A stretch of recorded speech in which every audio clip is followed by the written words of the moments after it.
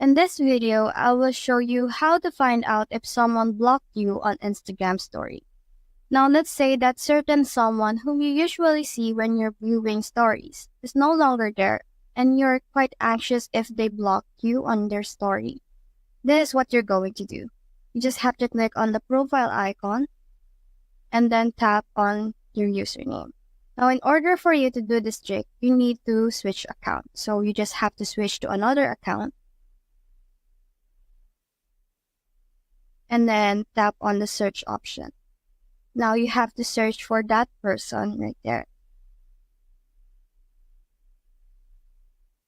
Like that. Now if you see that their story is available on your alternate account, you can say that your main account has been blocked by this person. So this is how you find out if someone blocked you on Instagram story.